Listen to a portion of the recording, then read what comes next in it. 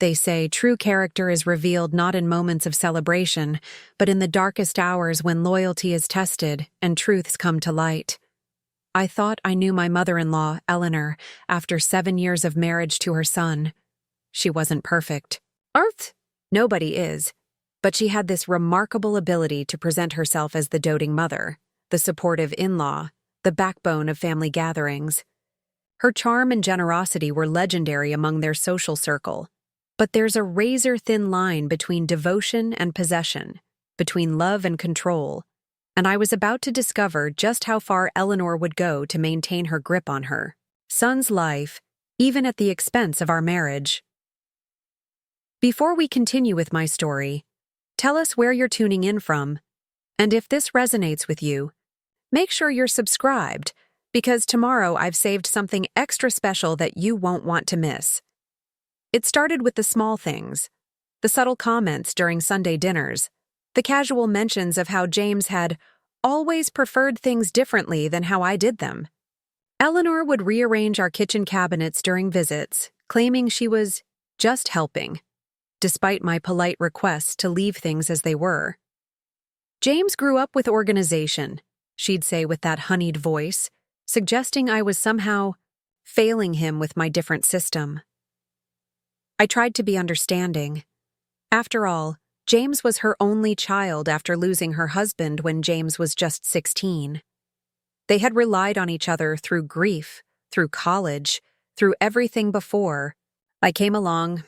I respected their bond, until I began noticing how that bond was being weaponized against me. The first time I caught Eleanor in a deliberate lie, I almost convinced myself I was imagining things. We had been married for 3 years, finally, saving enough for a down payment on our first home. Eleanor had offered to contribute, a gesture that initially seemed incredibly generous. But during a family gathering, she loudly reminisced about how she'd given us the entire down payment as a wedding gift, dramatically inflating her contribution while erasing our years of careful saving. When I gently corrected her, Eleanor's eyes flashed with something cold before she laughed it off. "Oh, Jessica, you're always so particular about details. That's what I meant, of course." The conversation moved on, but the chill remained. Later, James asked why I had embarrassed his mother. "She was just proud of helping us," he said, not understanding that the revision of our story had silently erased our own accomplishments. That pattern continued. Small revisions to family history, always positioning Eleanor as the generous savior and me as either ungrateful or incompetent. She would buy clothes for James identical to ones I had carefully selected for birthdays, claiming she just knew his taste better. She would interrupt our hosting of family events to show me how it's properly done, undermining my role in my own home. "Your pot roast is unique, dear," she'd say, the word unique dripping with subtext as she added more seasoning to my carefully prepared meal. James has always been particular about his food. A mother knows these things. For years I tried to navigate these waters carefully. I loved James deeply. His quiet intelligence, his compassion, the way his eyes crinkled when he laughed. We had built a beautiful life together, both working as teachers at the same high school, spending summers exploring national parks, dreaming of starting a family of our own. I didn't want to force him to choose between his mother and me. That seemed cruel and unnecessary. Surely we could find balance. Then came the job offer that would change everything. An opportunity for James to become department chair at a prestigious private academy in Lakewood, 3 hours away from Eleanor's. Carefully constructed sphere of influence. It was perfect. Better pay, more creative freedom, and a chance for us to establish ourselves away from the shadow of Eleanor's constant presence. James was thrilled when he received the offer, spinning me around our kitchen with excitement about the possibilities. "This is it, Jess," he'd whispered against my hair. "Everything we've been working toward." We agreed not to tell family until the details were finalized. This was our moment, our decision, our future taking shape. For 2 weeks, we researched neighborhoods, schools, community programs, building our vision together. The night before, James was to sign the official contract. We celebrated with takeout and champagne, toasting to new beginnings. The next morning, Eleanor called James in tears. "How could you even consider moving away from me?" she sobbed over the phone, loud enough that I could hear from across the room.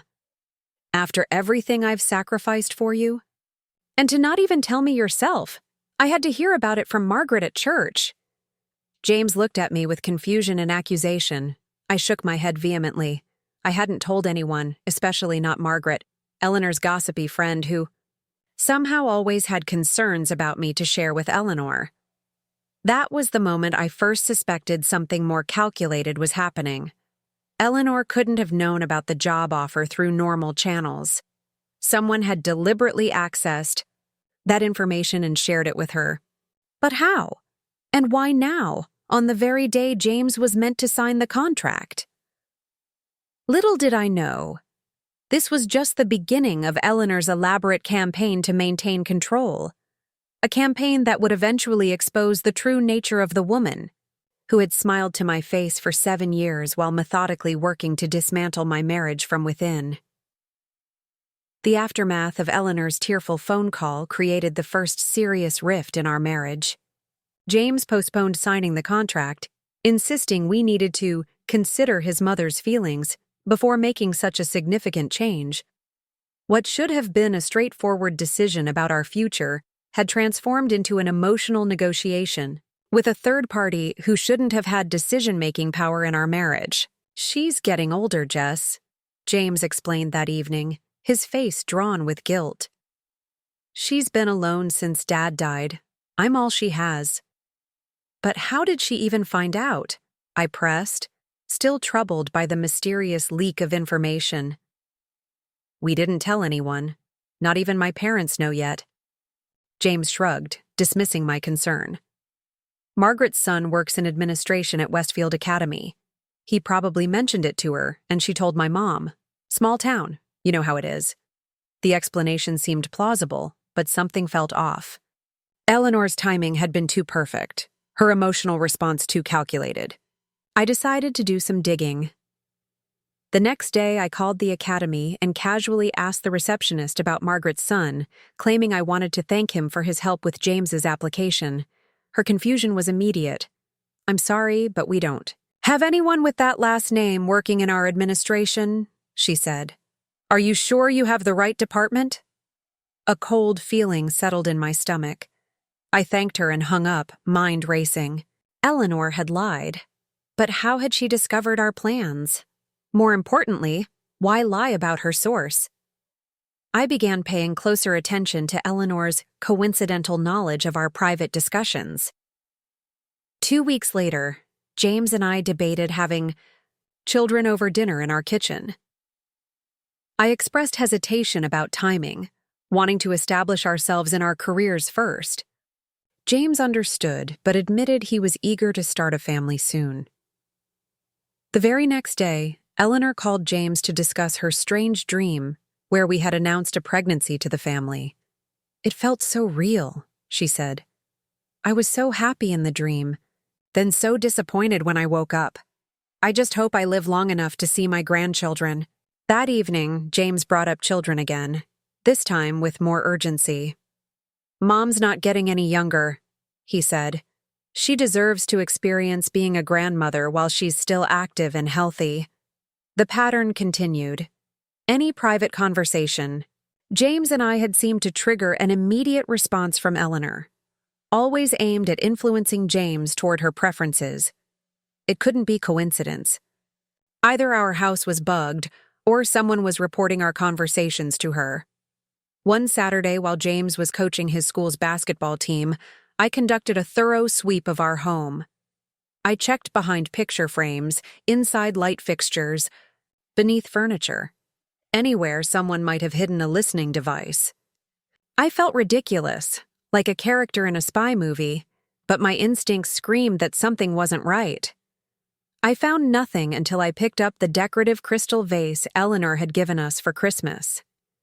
It was heavy, unusually so for its size, with an oddly thick base. On closer inspection, I noticed a small seam around the bottom that shouldn't have been there. When I unscrewed it, my blood ran cold.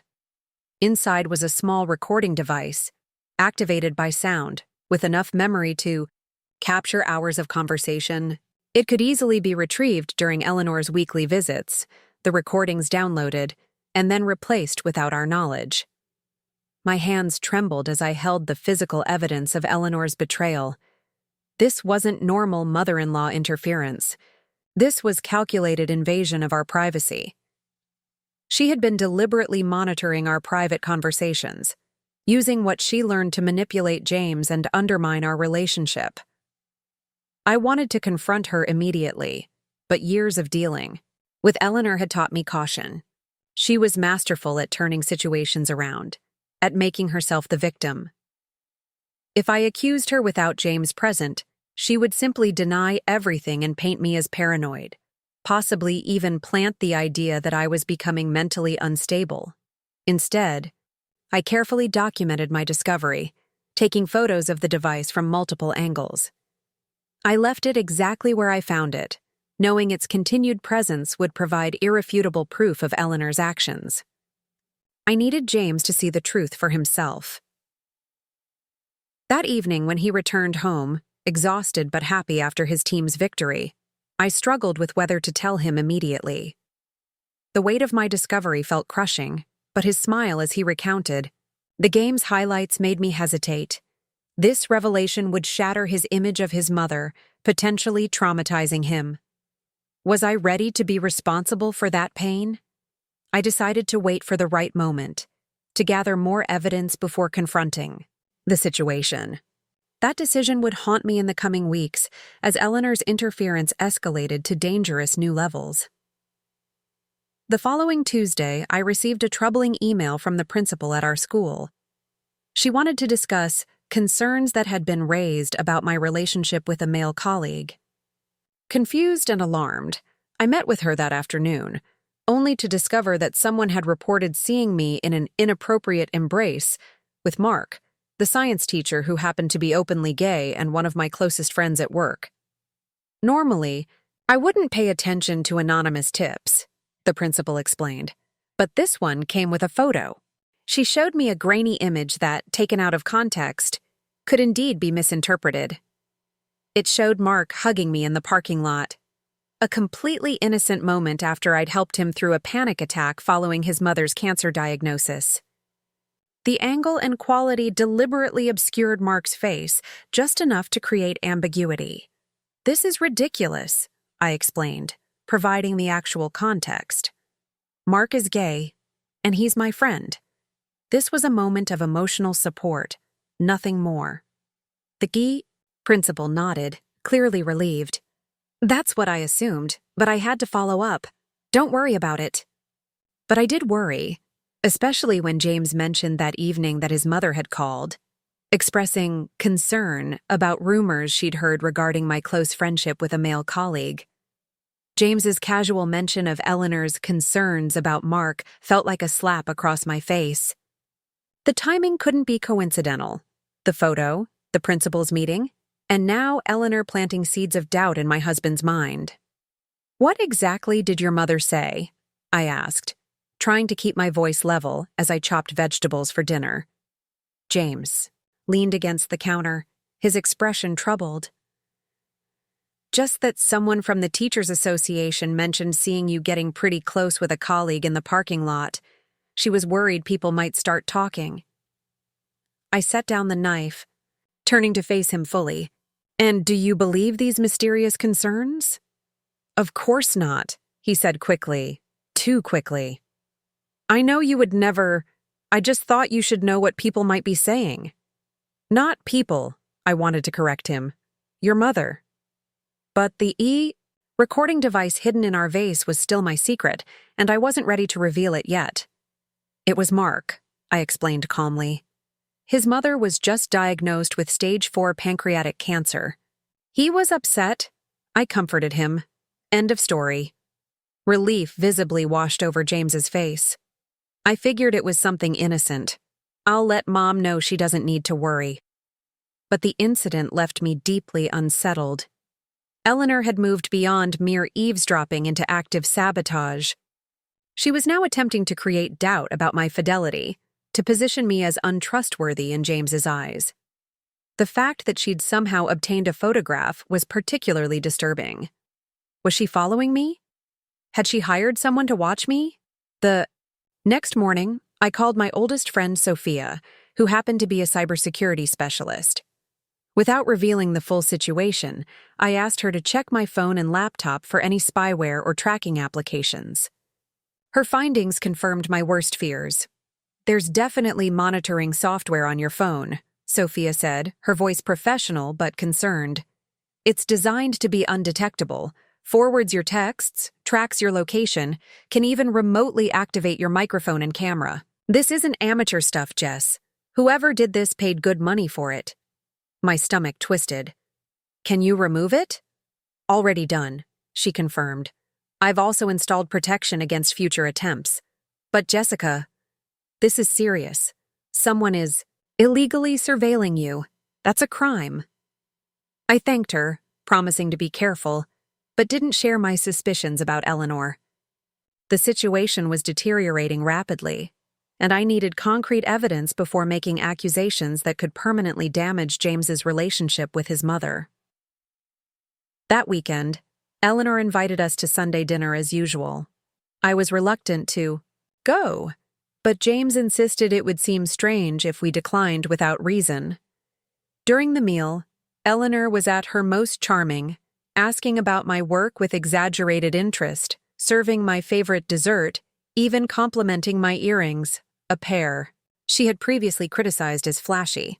"I've been thinking about your potential move," she announced over coffee, her voice carefully modulated to sound supportive. "And while I'd miss you terribly, I realize I've been selfish. James deserves this opportunity." James beamed at his mother, clearly touched by her apparent change of heart. I remained cautious, waiting for the other shoe to drop. "In fact," Eleanor continued, reaching for an envelope on the sideboard, "I've prepared a little surprise to show my support." She handed the envelope to James with a flourish. Inside was a brochure for a house in Lakewood, a beautiful Victorian just blocks from the academy. Attached was a handwritten note. "A down payment gift for your new beginning. All my love, Mom." James was speechless, looking between the brochure and his mother with glistening eyes. "Mom, this is—" "I don't know what to say."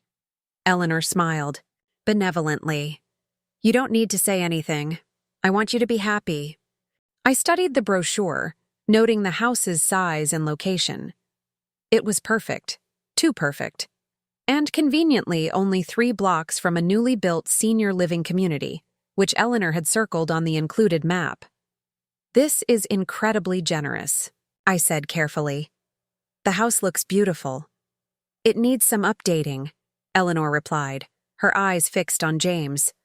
"But I'm sure with my guidance we can make it perfect. I've already spoken to my financial advisor about liquidating some investments for the down payment. We would need to see it first," I pointed out, "and discuss whether it fits our budget for the remaining mortgage." Eleanor waved dismissively. Details. The important thing is that you'll be nearby. James can take this wonderful opportunity. And I'll be right around the corner to help with everything." And there it was. Eleanor's true agenda. She wasn't supporting our move. She was co-opting it, ensuring her control would remain intact. The gift came with invisible strings that would bind us even more tightly to her influence. The house, the nearby senior community, she was planning to insert herself permanently into our daily lives under the guise of generous support. On the drive home, James couldn't stop talking about his mother's incredible gesture. He seemed blind to the manipulation, seeing only the mother he wanted to see, loving, supportive, selfless. "Can you believe how understanding she's being?" he marveled.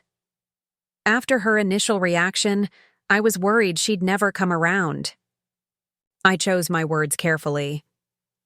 "It's certainly a change from how upset she was initially," I'm just surprised she's already found a house and planned her own move without discussing it with us first. James frowned slightly. She's trying to be helpful. Jess, this solves everything. I get the job, we get a beautiful house, and Mom gets to be close enough that I don't have to worry about her being alone. And what about what we wanted? I asked quietly. Part of this move was about establishing our own life, our own space. We'll still have that, he insisted, though uncertainty flickered across his face. Mom won't interfere. She'll just be nearby if we need help. I didn't press further, knowing from experience that direct criticism of Eleanor only made James defensive. Instead, I suggested we think about the offer overnight before making any decisions. James agreed, though his excitement was palpable. That night, lying awake beside my sleeping husband, I realized Eleanor had outmaneuvered me again. By appearing to support our move while simultaneously ensuring her continued presence in our lives, she had positioned herself as generous and self-sacrificing. If I objected, I would seem ungrateful and controlling. I needed to find a way to expose Eleanor's true nature without alienating James in the process. The recording device in our vase wasn't enough. I needed to catch her in a lie so significant that even James couldn't rationalize it away. And I needed to do it before we committed to a future that would only tighten Eleanor's grip on our marriage. My opportunity came sooner than expected, in the form of an innocent-seeming invitation. Eleanor called the following evening to suggest we tour the Lakewood house that weekend. The realtor is a dear friend, she explained, her voice honeyed with excitement. She's willing to show it privately before it officially hits the market. We need to move quickly if we want to secure it. James was immediately on board, already mentally moving into the Victorian with its wraparound porch and original hardwood floors. I agreed as well, though for entirely different reasons. The house viewing would give me a perfect opportunity to observe Eleanor in action, to perhaps catch her in a contradiction. While James finished some paperwork for school, I spent the evening researching property records in Lakewood. If Eleanor had truly arranged everything she claimed, there would be documentation. What I discovered sent a chill through me. The Victorian house had been purchased 6 months earlier by Carlton Properties, LLC, a company registered to none other than Eleanor herself. She hadn't found this house recently in response to our planned move. She had purchased it long before James even received his job offer. The implications were staggering. Either Eleanor had somehow known about the job opportunity months before, James did, or more likely, she had engineered the entire situation, perhaps even influenced the academy to offer James the position. The house wasn't a spontaneous gesture of support. It was part of a calculated long-term plan. I considered confronting her immediately with this information, but experience had taught me to proceed cautiously. Eleanor was skilled at deflection and manipulation. Without irrefutable evidence presented in a way James couldn't dismiss, any accusation would likely backfire. The next morning, I called Sophia again. "I need your help," I told her, finally ready to share my suspicions. "And I need you to not think I'm crazy." After explaining the situation, the recording device, the tracking software, the house purchase, I asked if she could help me gather concrete proof of Eleanor's manipulation. "This is seriously disturbing," Sophia said, her professional demeanor momentarily cracking. "Your mother-in-law needs serious help. What exactly do you need from me?" "I need to access her communications," I explained, feeling slightly ill at ease. What I was proposing: emails, text messages, anything that might reveal how long she's been planning this and what else she might be orchestrating. Sophia hesitated. "That's borderline illegal, Jess." "I know," I acknowledged. "But she's been illegally recording our private conversations and tracking my movements. I'm not trying to harm her. I'm trying to protect my marriage from someone who's actively working to destroy it." After a long pause, Sophia agreed to help, though with clear boundaries. She wouldn't hack Eleanor's accounts. but she would help me secure my own devices and potentially recover any data that Eleanor had already collected from them. It wasn't everything I wanted, but it was a start. That Saturday, we drove to Lakewood to view the Victorian house. Eleanor was already there when we arrived, chatting animatedly with a polished woman she introduced as Diane, the realtor. The house was even more beautiful in person. Spacious rooms with high ceilings, a chef's kitchen, even a small sunroom perfect for a home office. James was immediately enchanted, wandering from room to room with growing excitement. "What do you think?" Eleanor asked, appearing beside me as I examined the master bedroom. "I knew it would be perfect for you both the moment I saw it." "It's lovely," I said truthfully. "When exactly did you first see it?"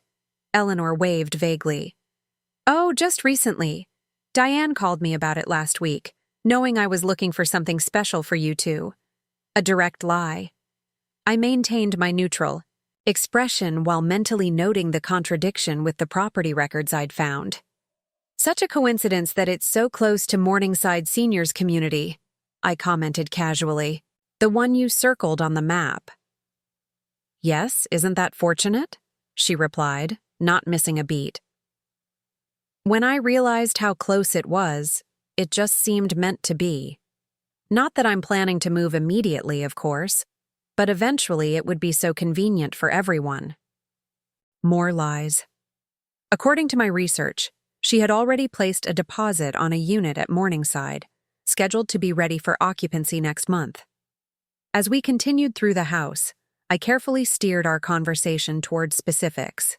Dates, timelines, conversations she claimed to have had with various people. With each question, Eleanor unwittingly contradicted her previous statements or the facts I had uncovered. I recorded everything on my phone, hidden in my pocket. When we reached the kitchen, Diane the realtor mentioned casually, "The previous offer fell through, so you're lucky Eleanor called when she did. Properties like this don't stay available." "Long?" James looked confused. "Previous offer? I thought this house wasn't even on the market yet." A flicker of annoyance crossed Diane's face as she glanced at Eleanor. "Well, not officially, but—" "Diane means the previous owners had another buyer lined up before they decided to sell through her agency," Eleanor interrupted smoothly. "Isn't that right, Diane?" The realtor hesitated, then nodded unconvincingly. "Yes, that's what I meant." James seemed satisfied with this explanation, but I noticed the quick, warning glance Eleanor shot at Diane. Something wasn't right about their relationship. On a hunch, I excused myself to use the bathroom, then quickly searched Diane Mercer Realtor on my phone. The results were illuminating. Diane wasn't a realtor at all. Her social media profiles identified her as Eleanor's bridge partner and former college roommate. The house tour was an elaborate charade. Diane wasn't a realtor. The house already belonged to Eleanor. The entire situation had been orchestrated, months in advance. The question was why? What did Eleanor gain from this deception beyond proximity to us? There had to be more to the story. As we prepared to leave, I noticed James taking one last appreciative look at the house. "It really is perfect," he murmured. "I can't believe Mom would do all this for us." "It's remarkable," I agreed, choosing my words carefully. "Your mother must have been planning this for quite some time." Back in the car, James couldn't stop talking about the house, the neighborhood, the proximity to the academy, how generous his mother was. I listened quietly, weighing my next move. I had caught Eleanor in multiple lies, but presenting them to James without context would likely trigger his defensive instincts. I needed more than contradictory statements. I needed to understand the full scope of her deception. "What do you think?" James finally asked, noticing my silence. "You've been quiet." "The house is beautiful," I said truthfully. "But something feels off about this whole situation. Don't you think it's strange how quickly your mother arranged everything? The house, Her planned move to the senior community? James frowned slightly.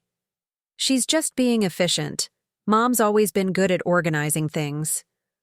But planning our entire future without consulting us? I pressed gently. Making decisions about where we'll live? How close she'll be to us? She's not deciding anything, James defended, though uncertainty tinged his voice. She's just helping, providing options. I let the subject drop for the moment, knowing I needed stronger evidence before pushing further. What I didn't realize was that Eleanor had already set in motion events that would force my hand far sooner than I had planned. Monday morning brought a crisis I hadn't anticipated. James received an email from the academy withdrawing their job offer, citing concerns that had recently come to light. He stared at his laptop screen in disbelief, the color draining from his face as he read the message aloud to me. "This doesn't make any sense," he said, his voice hollow with shock. Everything was finalized. I was supposed to sign the contract this week. My mind raced, immediately suspecting Eleanor's involvement. This sudden reversal was too convenient, too aligned with her interests. But why would she sabotage the very opportunity she had seemingly embraced with her house purchase? Something didn't add up. "What specifically do they mean by concerns?" I asked, reading over his shoulder. The email was frustratingly vague, mentioning only information received regarding past conduct that made them reconsider his suitability. James shook his head, bewildered. "I have no idea. My record is spotless. I've never had a single complaint in 10 years of teaching." "Call them," I urged. "This has to be a misunderstanding." He placed the call immediately, asking to speak with Dr. Phillips, the headmaster who had personally recruited him. The conversation was brief and painful to witness. James's expression shifted from confusion to shock to humiliation as he listened to whatever was being said on the other end. When he finally hung up, he sat in stunned silence for several moments before speaking. "Someone sent them anonymous emails claiming I had an inappropriate relationship with a student at my previous school. They included doctored photos and fake text messages as evidence." My stomach dropped. That's absurd.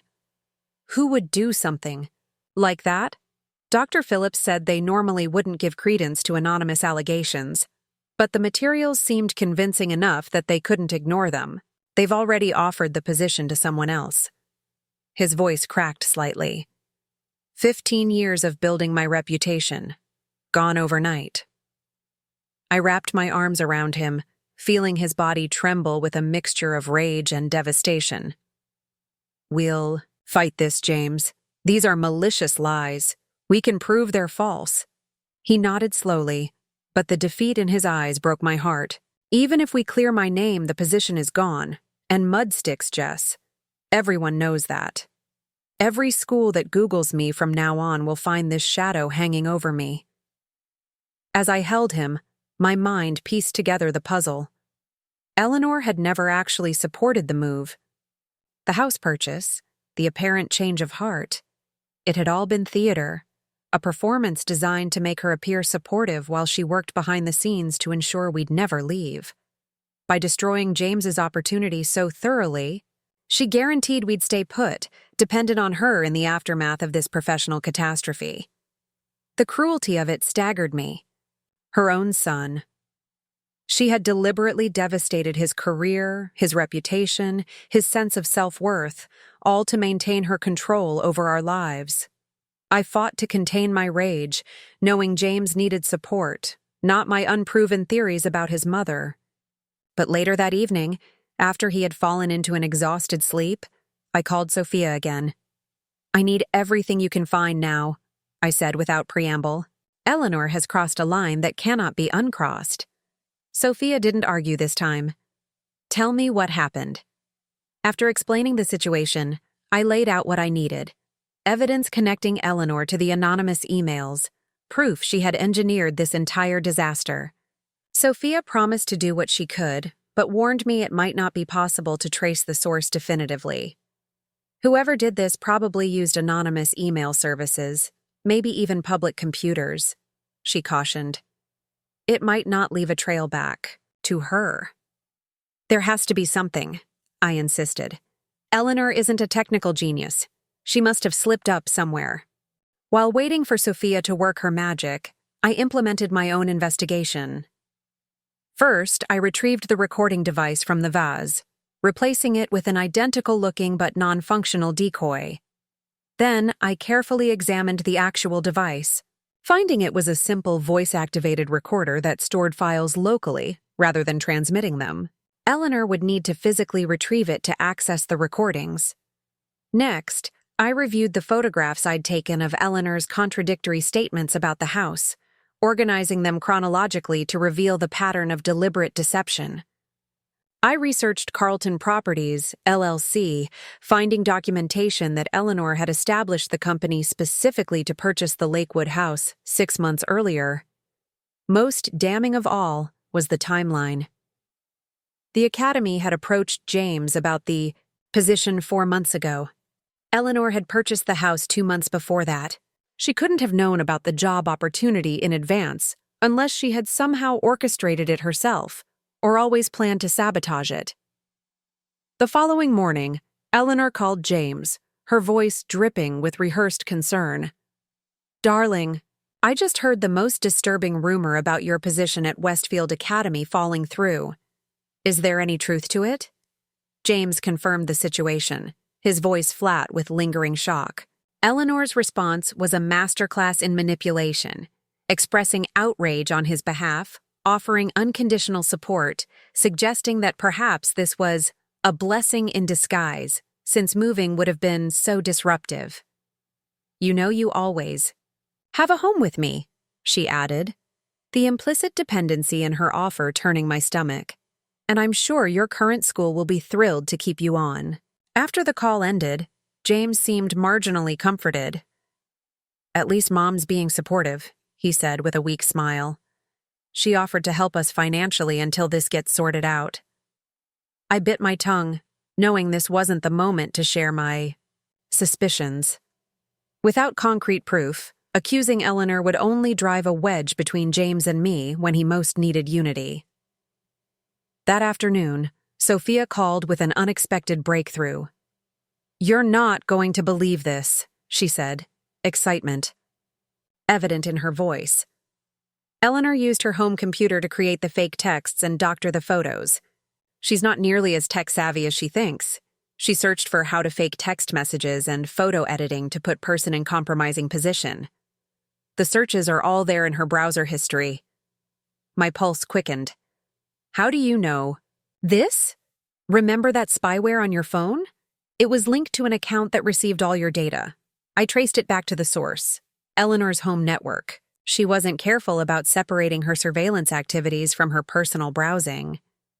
"Can you document everything?" I asked, hope rising for the first time in days. "Already done," Sophia confirmed.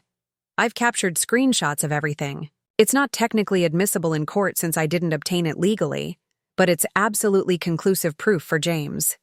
She created those false allegations herself, Jessica. She deliberately destroyed her own son's career to keep him under her control." The evidence was even more comprehensive than I had hoped. Eleanor had spent weeks crafting her false narrative, researching how to make the fake evidence convincing, even creating multiple anonymous email accounts specifically for sending the allegations. She had systematically dismantled her son's future for her own selfish purposes. Now I faced the hardest part, finding a way to show James the truth about his mother without destroying him in the process. This wasn't just about vindicating myself anymore. It was about helping him see the devastating reality of his mother's betrayal while giving him the strength to confront it. I struggled with how to present the evidence to James. His world had already been shattered by the loss of his dream job and the attack on his professional reputation.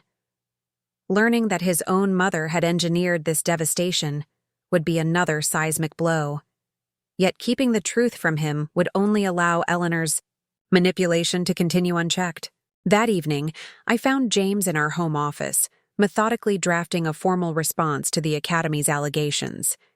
His face was drawn with strain, his usual easy confidence replaced by a defensive desperation that broke my heart. "I've made a decision," I said gently, sitting beside him. "But first, I need to know if you truly want to understand what's happening, even if the truth is painful." He looked up, confusion clouding his features. "What are you talking about, Jess?" "I believe I know who sent those false allegations to the academy," I said carefully. "I have evidence, but it's going to be difficult to accept." James pushed back from the desk, giving me his full attention. "Of course I want to know. Someone has deliberately destroyed my career. Who would hate me enough to do something like this?" "Not someone who hates you," I replied softly. "Someone who loves you too much in all the wrong ways." His bewilderment deepened. "You're not making sense." "I think your mother sent those emails, James, and I think she's been manipulating both of us for years." The flash of anger in his eyes was immediate. "That's ridiculous. Why would you even suggest something like that? Mom has been nothing but supportive." I had anticipated this reaction.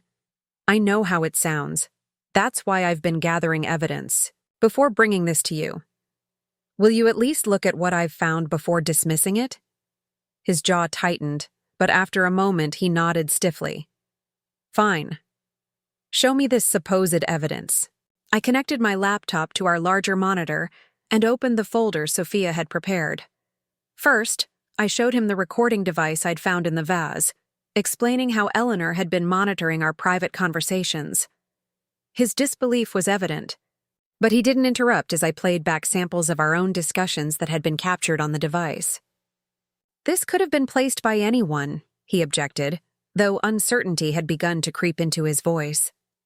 Next, I showed him the documentation of Eleanor's property purchase in Lakewood, dated months before the job offer, and the timeline of her contradictory statements about the house. "This might just be a misunderstanding," James suggested, though with less conviction. "Maybe she was planning to surprise us with the house regardless of the job." Then came the most damning evidence. Sophia's screenshots of Eleanor's search history, showing her methodical research into creating fake text messages and doctoring photos. The timestamps aligned perfectly with the materials sent to the academy. There were even drafts of the anonymous emails saved on her computer. James stared at the screen, the color draining from his face. "This can't be real," he whispered, but I could see the horrific truth beginning to take hold in his mind. "There's more," I said gently, showing him evidence of the spyware Eleanor had installed on my phone, the false story about Margaret's son at the academy, and finally, the browser history showing she had researched James's students, selecting the one whose photo she would manipulate for maximum damage. For several long minutes, James said nothing, his eyes fixed on the screen as if hoping the evidence would transform into something less devastating. When he finally spoke, his voice was hollow. "Why would she do this? What could possibly justify destroying my career, my reputation?" "Control," I answered simply.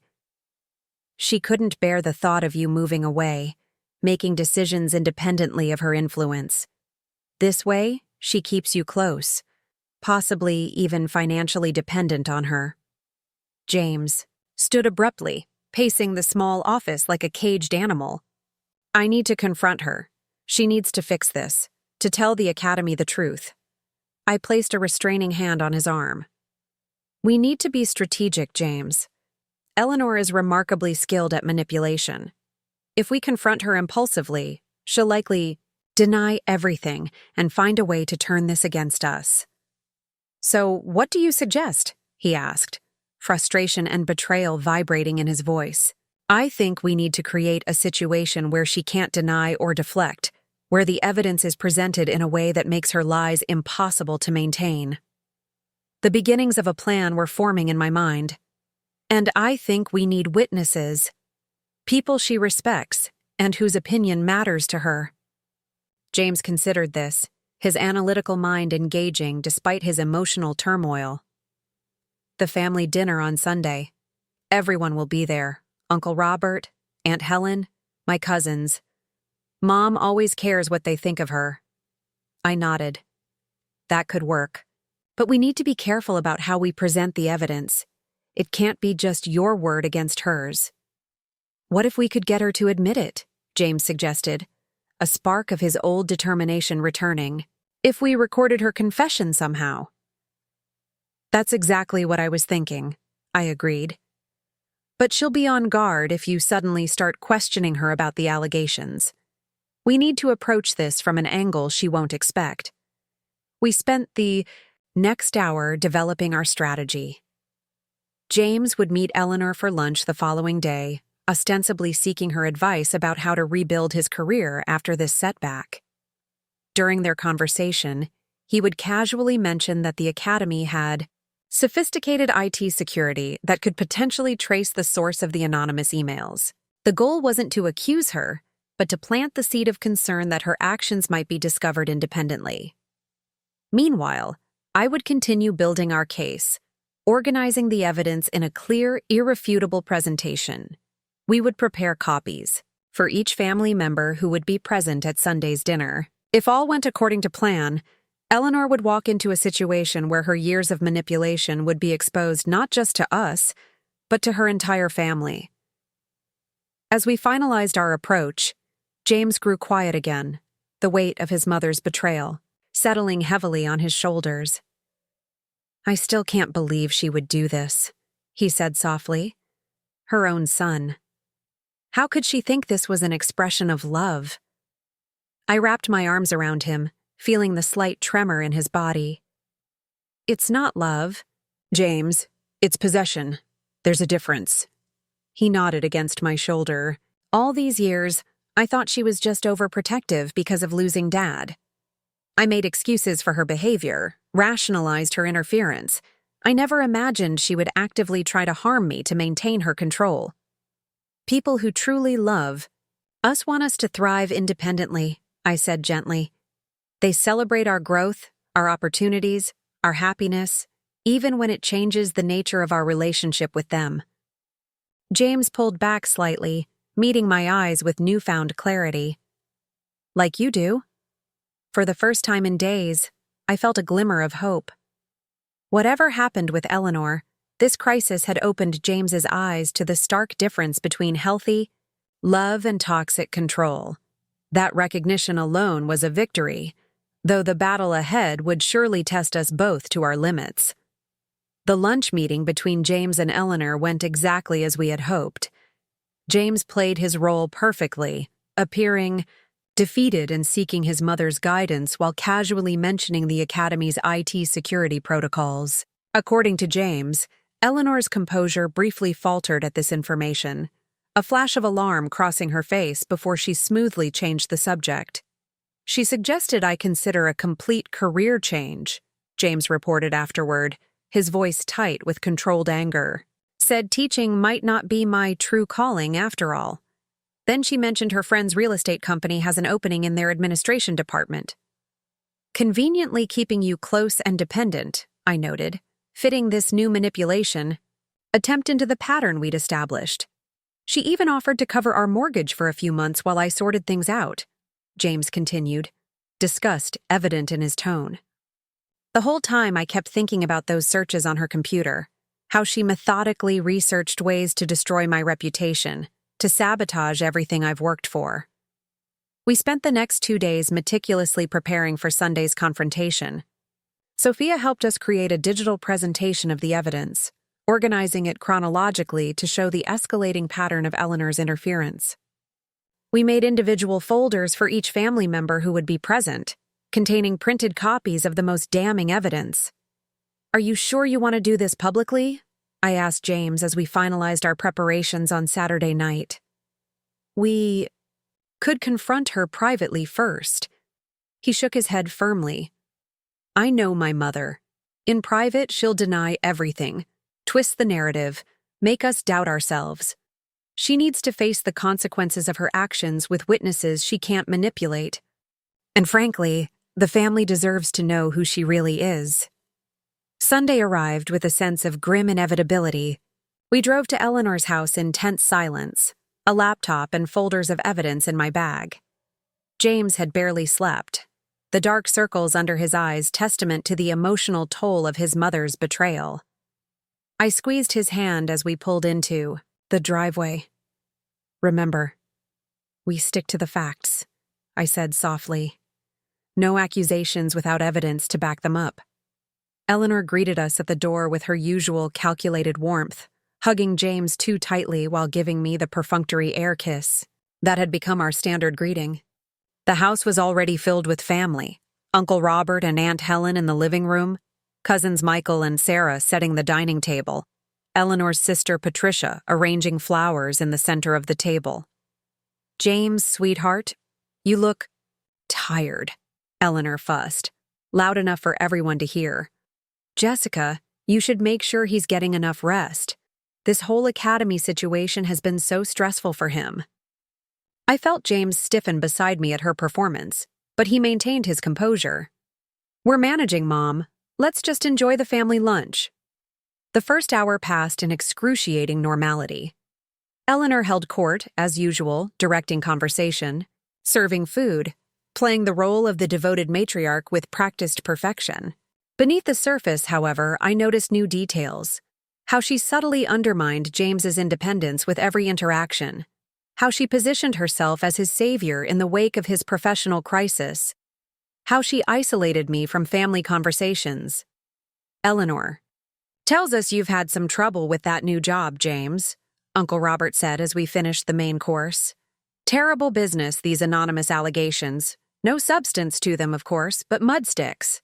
James met my eyes across the table, a silent communication passing between us. It was time.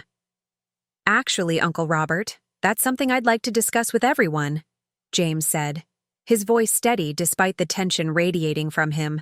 "The situation with the academy isn't what it seems." Eleanor immediately attempted to redirect. "James, darling, perhaps this isn't appropriate lunch conversation. We're here to enjoy family time, not dwell on unpleasantness." "I think the family should hear this, Mom," James countered firmly, "especially since you're directly involved." A flicker of alarm crossed Eleanor's face, quickly masked with confusion. "Involved? What on earth do you mean?" James stood, walking to retrieve my bag. "I mean that the anonymous allegations against me came from you." The dining room fell silent, all eyes moving between James and his mother. Eleanor's laugh was brittle and forced. "That's absurd. James, you're clearly under tremendous stress right now. Why would I ever do something to harm my own son?" "To keep him from moving away," I said quietly, standing to join James. "To maintain your control over his life." Eleanor's expression hardened as she looked at me. "I see what's happening here. Jessica has convinced you I'm somehow the villain in this situation. Darling, can't you see she's manipulating you, trying to drive a wedge between us?" It was the defense we had anticipated. Shift blame, position herself as the victim, create doubt. James remained unfazed as he connected the laptop to the large television in the dining room. "I have evidence, Mom. Irrefutable evidence that you created those false allegations, that you've been monitoring our conversations, that you purchased the Lakewood house months before I was even offered the job." Eleanor's face paled, but she rallied quickly. "This is ridiculous. Whatever evidence you think you have is clearly fabricated. Jessica has turned you against me because she's always been jealous of our relationship." Aunt Helen looked deeply uncomfortable. "Perhaps we should give them some privacy." "No," James said firmly. "I want witnesses to this. I want people to understand exactly what's happening here." He turned to address the entire table. "My mother has been systematically manipulating my life for years. When Jessica and I planned to move for my new position, she took extraordinary measures to prevent it, going so far as to create false allegations of misconduct against me." "That's preposterous," Eleanor snapped, her carefully cultivated maternal persona beginning to crack. I've done nothing but support you your entire life. James began the presentation, methodically walking through the evidence we had compiled. First, the recording device found in our home, with time-stamped audio of our private conversations. Then, the documentation of Eleanor's property purchase in Lakewood, predating the job offer by months. Next came the evidence of spyware on my phone, traced back to Eleanor's home network. The family watched in stunned silence as the extent of Eleanor's deception unfolded before them. Patricia gasped audibly when James displayed the screenshots of Eleanor's search history, how to fake text messages, photo editing to place person in compromising position, anonymous email that can't be traced.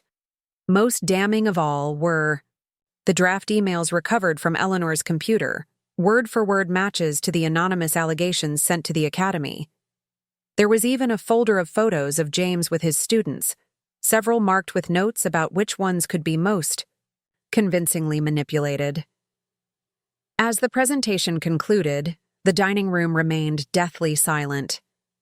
Eleanor sat rigid in her chair, her face a mask of fury and humiliation. "This is all fabricated," she finally said, her voice trembling with barely controlled rage. "Jessica has clearly manufactured this so-called evidence. She's been trying to take my son away from me since they met. The technical evidence has been verified by an IT security specialist, Mom," James said wearily. "The metadata, the timestamps, the IP addresses, it all leads back to your devices, your accounts, your home network." Uncle Robert cleared his throat uncomfortably. "Eleanor, this is, well, it's disturbing to say the least. If even half of this is accurate, it's not," Eleanor interrupted, her voice rising. "This is a coordinated attack on me by an ungrateful daughter-in-law who's never appreciated everything I've done for them." "Like what, Mom?" James asked quietly. "Ruining my career? Invading our privacy?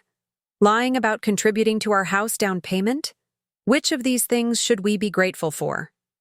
The facade finally cracked completely.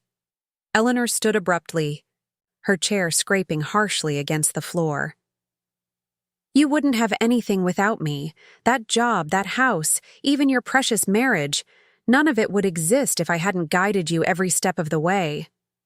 "Guided or controlled?" I asked, maintaining a calm tone despite my racing heart. "You needed direction," Eleanor snapped, no longer bothering to deny her interference. "Both of you, so naive, so easily influenced. Someone had to make sure you didn't make disastrous choices." "Like moving away from you?" James pressed, seizing on her implicit admission. "Like throwing away everything I've built for you here," Eleanor shouted, gesturing wildly. "That academy position wasn't even right for you. The curriculum is experimental, the leadership unstable. You wouldn't have lasted a year." "But that wasn't your decision to make," James said, his voice breaking slightly. "It was mine and Jessica's." Aunt Helen stood up slowly. "Eleanor, I think you need to explain yourself. Did you really send those false allegations to James's potential employer?" Eleanor's composure shattered completely under Aunt Helen's direct question. Her face contorted with a mixture of rage and desperation as she looked around the table at the shocked expressions of her family members. "You don't understand," she hissed, abandoning denial for justification. "None of you understand what it means to truly love your child, to protect them at all costs." "Protect him from what, exactly?" Uncle Robert asked, his normally jovial face stern with disapproval. "A better job? Independence? A healthy marriage?" "From making mistakes that would ruin his life," Eleanor snapped, her hands trembling as she gripped the edge of the table. "Lakewood is 3 hours away. 3 hours. Do you know what happens to marriages when couples move away from their support systems? They fall apart. I was protecting their relationship by keeping them here where I could help them through the rough patches." James stared at his mother in disbelief. "By bugging our house? By tracking Jessica's movements? By destroying my professional reputation? That's your idea of protection?" "It worked, didn't it?" Eleanor shot back, a disturbing note of triumph in her voice. "You're still here. You haven't made the catastrophic mistake of uprooting your lives for a position that would have demanded everything from you and given nothing in return." The room fell silent as the full implications of her statement sank in. Eleanor didn't just believe she was justified. She was proud of what she'd done, genuinely convinced her actions were an expression of maternal love rather than pathological control. "My God, Eleanor," Patricia whispered, horror evident in her voice. "Do you even hear yourself? You deliberately sabotaged your son's career to keep him geographically close to you. That's not love. That's obsession." Eleanor turned on her sister with venomous intensity.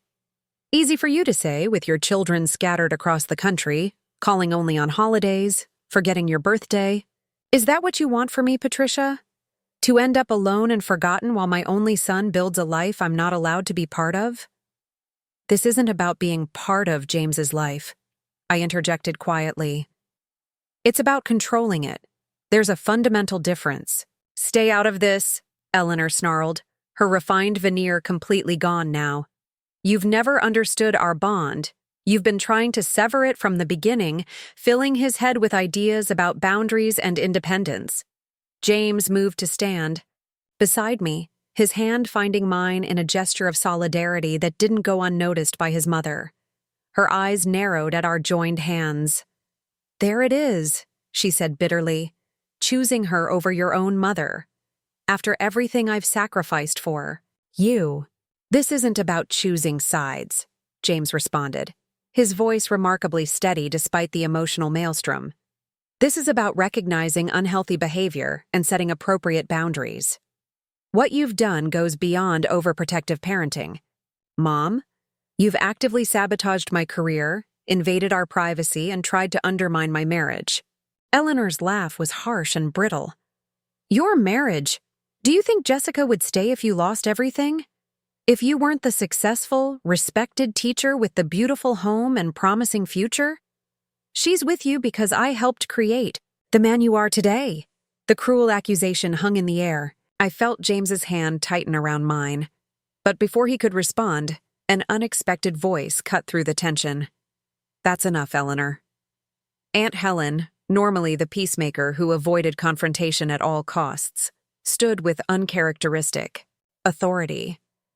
"I've sat by for years watching you manipulate this family, making excuses for your behavior because you lost Richard so young. But this crosses every line. What you've done to your own son is unforgivable." Eleanor blanched, clearly shocked by Helen's intervention. "You have no right?" "We all have the right," Uncle Robert interrupted, standing to join his wife. "We're family, and sometimes family needs to step in when one of us loses perspective. James deserves a chance to build his own life without your interference."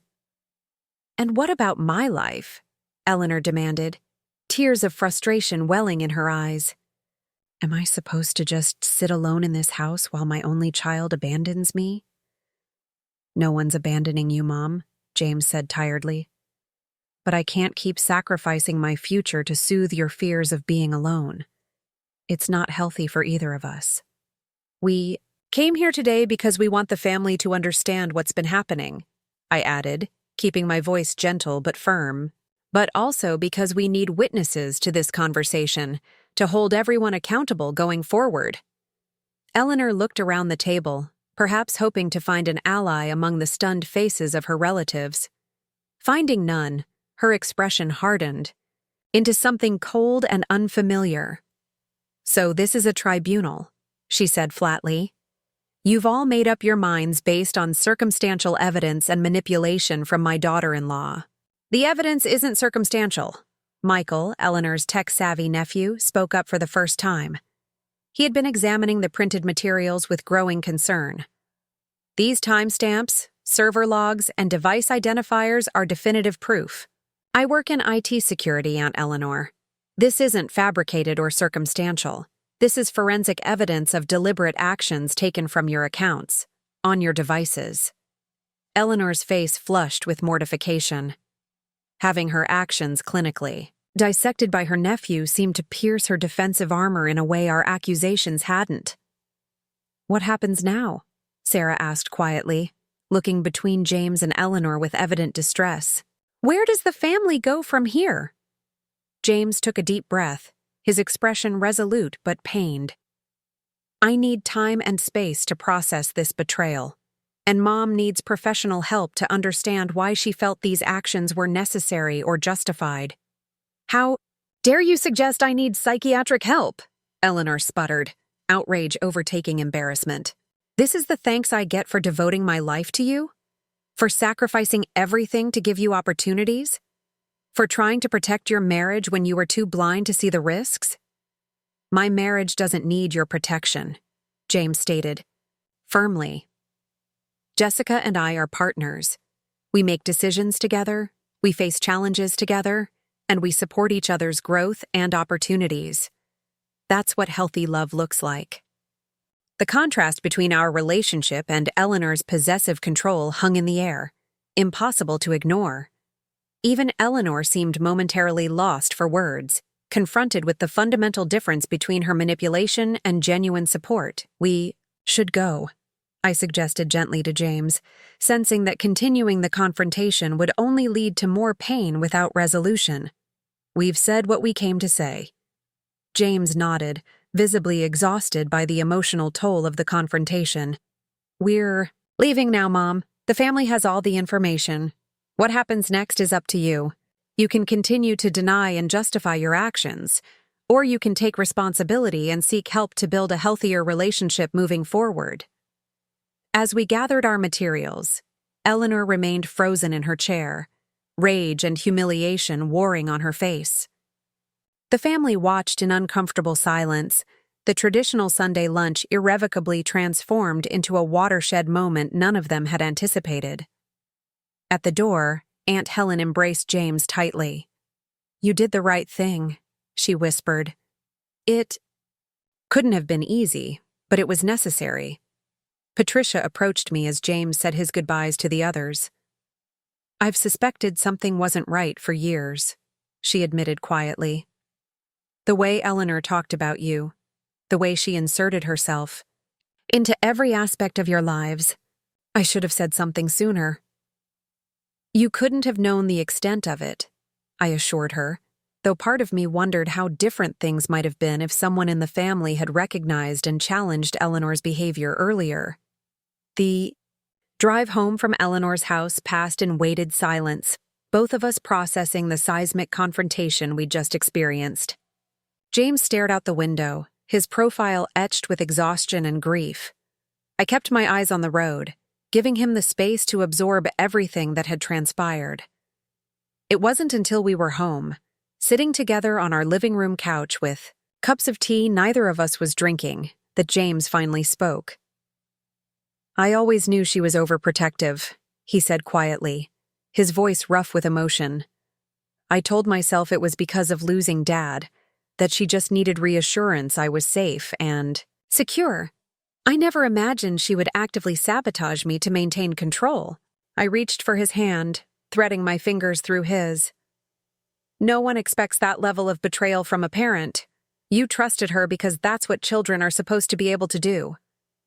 Looking back now, I can see so many moments where she undermined my independence, he continued, shaking his head in disbelief. My first job interview after college, she accidentally unplugged my alarm clock. The fellowship opportunity in Boston, she convinced me it wasn't prestigious enough to be worth relocating. Even my decision to pursue teaching instead of law school like she wanted, she only supported it after sabotaging my LSAT by scheduling a surprise trip the week before. The pattern was unmistakable now that we could see it clearly. Eleanor systematically limiting James's horizons to keep him within her sphere of influence. What might his life have been if he'd been truly free to make his own choices? "What bothers me most," James admitted, "is how easily I accepted her interference. I just assumed she knew best, that her guidance came from a place of wisdom and love. That's how manipulation works," I said gently. "It's so gradual you don't realize what's happening until you're trapped in the pattern. She's had decades to God Perfect, her techniques. James nodded slowly. I keep thinking about my father, wondering if he saw these tendencies in her before he died, if he would have protected me from them somehow. The question hung in the air, impossible to answer, but important to acknowledge. Had Richard's death removed the one buffer between Eleanor's controlling nature and her son? Or had her need for control intensified after losing her husband, transferring all her emotional needs onto James? What do we do now? James asked after a long silence. About the academy position? About Mom? About everything? It was a question with no simple answer. The academy position was lost, James's professional reputation tarnished by Eleanor's false allegations.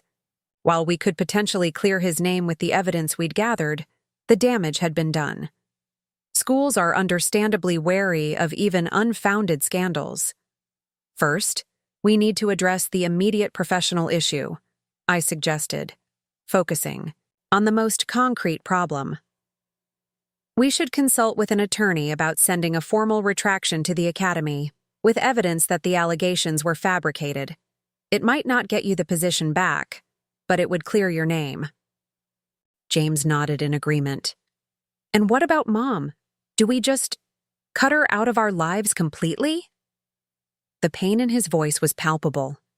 Despite everything Eleanor had done, despite the magnitude of her betrayal, she was still his mother.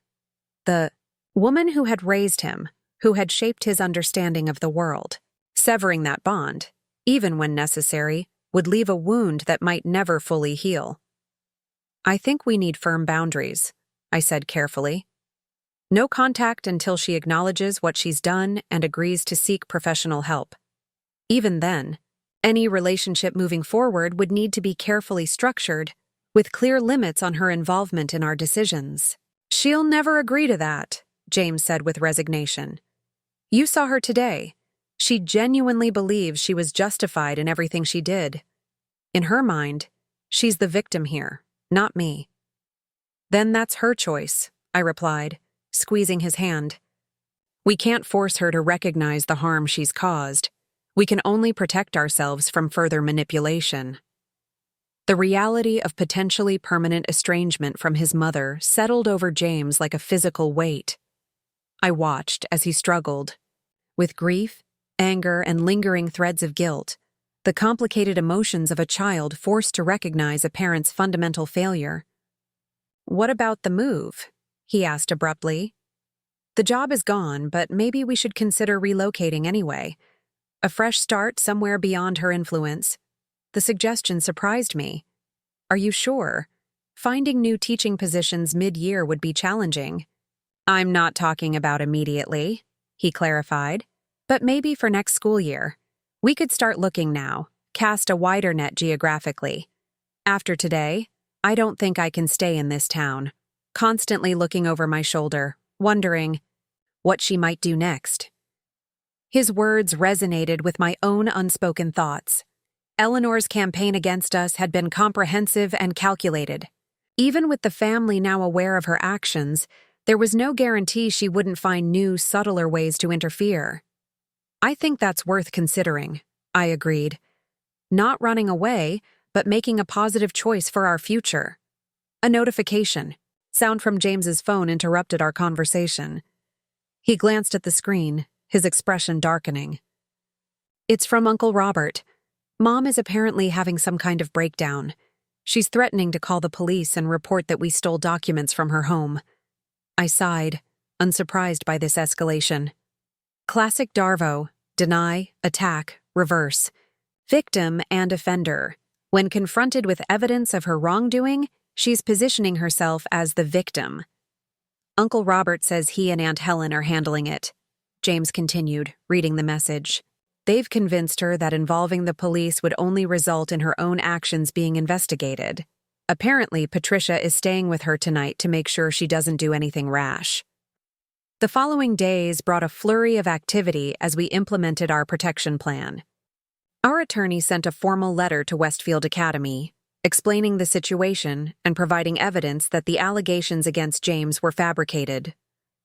While the position remained filled, the headmaster sent a gracious response acknowledging the unusual circumstances and offering to provide a letter of recommendation confirming James had been their first choice before the false allegations emerged. Meanwhile, we changed our locks, installed a security system, and went through our home meticulously, removing any additional surveillance devices Eleanor might have placed. Sophia helped secure our digital lives, changing passwords, checking for monitoring software, and setting up enhanced security protocols. The family rallied around us in unexpected ways. Patricia kept us updated on Eleanor's state of mind, reporting that she vacillated between tearful self-pity and calculated attempts to garner sympathy from relatives.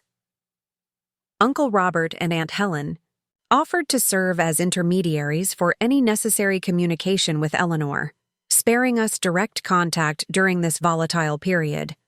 Most surprisingly, James's cousins Michael and Sarah organized a family meeting, excluding Eleanor, where they formally apologized for not recognizing or addressing her manipulative behavior sooner.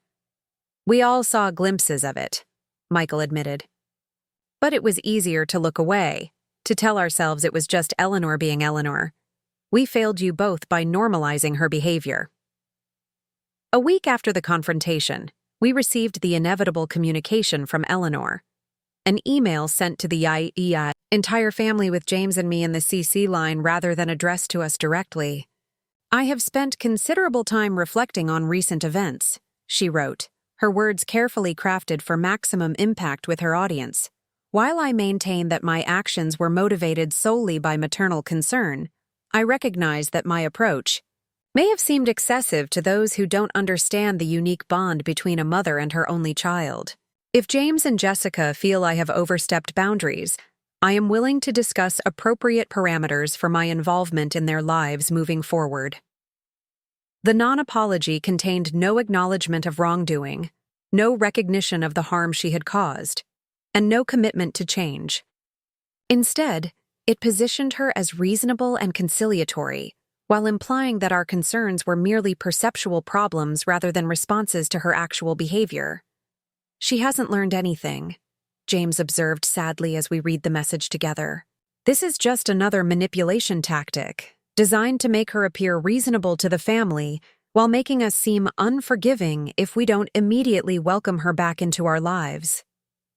James crafted a careful response to Eleanor's email, addressing it to her directly, but keeping the family in the loop. His words were measured and firm, setting clear boundaries without closing the door entirely. "Mom," he wrote, "I appreciate your willingness to discuss parameters for our relationship moving forward. However, meaningful conversation can only happen once you fully acknowledge your actions and their impact. You monitored our private conversations, tracked Jessica's movements without consent, sabotaged my career opportunity, and created false allegations that damaged my professional reputation. These weren't acts of maternal concern. They were violations of trust and autonomy that have caused significant harm. Jessica and I need time and space to heal from this breach of trust. During this period, we ask that you respect our request for no contact. We also strongly encourage you to seek professional guidance to understand why you felt these actions were necessary or justified. When you're ready to genuinely acknowledge the harm caused and commit to healthier patterns of interaction, we can discuss rebuilding our relationship on new terms."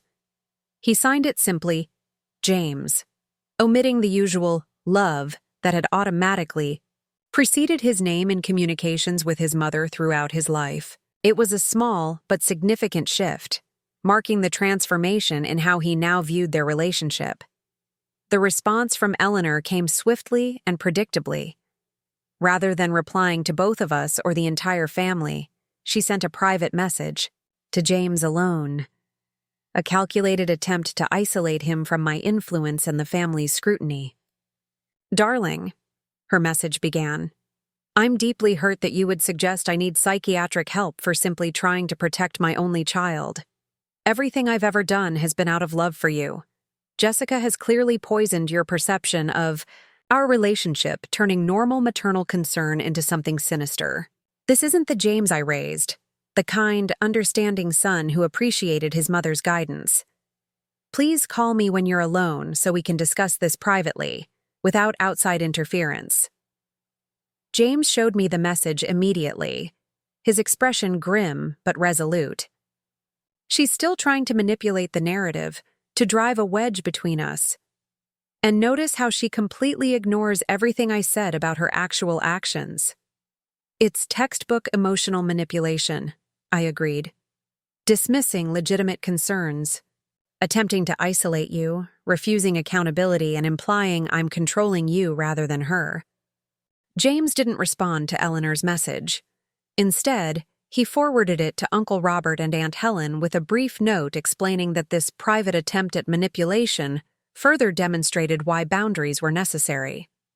This strategic transparency prevented Eleanor from creating separate narratives for different family members, a tactic she had employed successfully for years.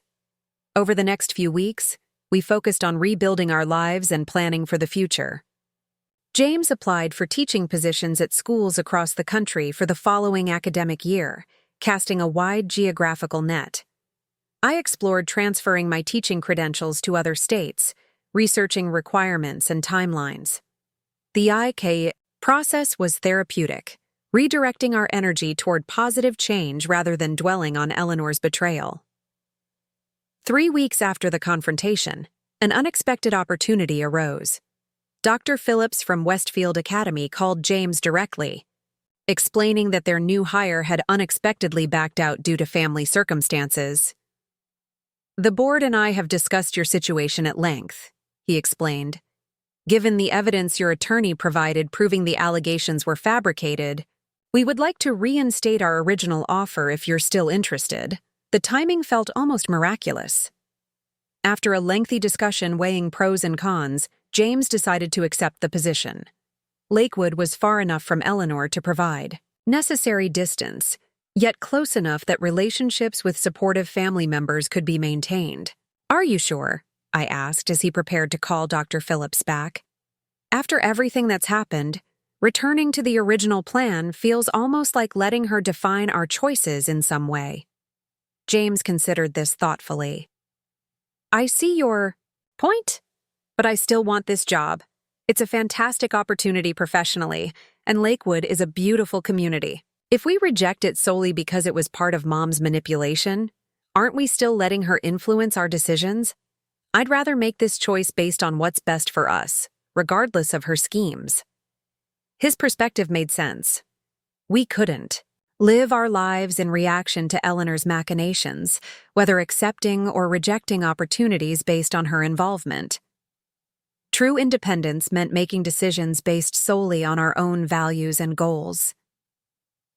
As we prepared for the move to Lakewood, Eleanor made several more attempts to breach the boundaries James had established. She showed up unannounced at our home one evening, carrying James's childhood photo albums and tearfully claiming she just wanted to return his precious memories before we left. When we didn't invite her in, instead accepting the albums at the door with polite but firm thanks, she broke down dramatically on our front porch. "You're moving 3 hours away and I won't even get to see where you'll be living," she wailed, loud enough for neighbors to hear. "After everything I've done for you, this is how you repay me? By cutting me out of your lives completely?" James remained admirably steadfast.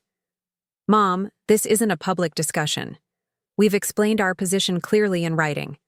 When you're ready to acknowledge your actions and work with a therapist, we can revisit the parameters of our relationship." Eleanor's tactics escalated when public emotional displays failed to yield results. She contacted James's colleagues, positioning herself as a concerned mother worried about her son's increasingly erratic behavior under my supposedly controlling influence. She reached out to my parents, attempting to create an alliance based on shared concern about our relationship.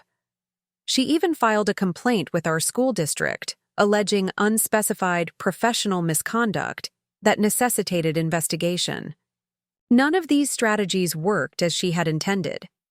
James's colleagues, already aware of the situation through his transparent communication, recognized the manipulation for what it was. My parents, who had witnessed Eleanor's controlling behavior, firsthand over the years, firmly rebuffed her overtures. The school district's cursory investigation found no basis for her vague allegations. With each failed attempt at manipulation, Eleanor inadvertently strengthened our resolve and validated our decision to create distance. What she perceived as escalating tactics necessary to break through our boundaries, we recognized as confirmation that those boundaries were essential for our well-being. The Friday before our scheduled move to Lakewood, we received a certified letter from an attorney representing Eleanor. The document claimed that the Lakewood house legally belonged to her through Carlton Properties, LLC, and that any previous discussions about it being a gift were merely preliminary conversations with no binding agreement. "She's trying to control our housing now," James observed, his voice weary but unsurprised. "Making us dependent on her approval to have a place to live." I squeezed his hand reassuringly. "Good thing we never planned on accepting that house. Our rental apartment is already secured with a signed lease." The letter was a desperate final attempt to maintain leverage, revealing how little Eleanor understood about the fundamental change in our relationship. She still believed we could be manipulated through material offers and threats, that her financial resources gave her power over our decisions. We instructed our attorney to send a simple response. "Mr. and Mrs. Carson have no interest in or claim to the property referenced in your letter. They have secured independent housing in Lakewood and require no assistance from Mrs. Eleanor Carson regarding their living arrangements."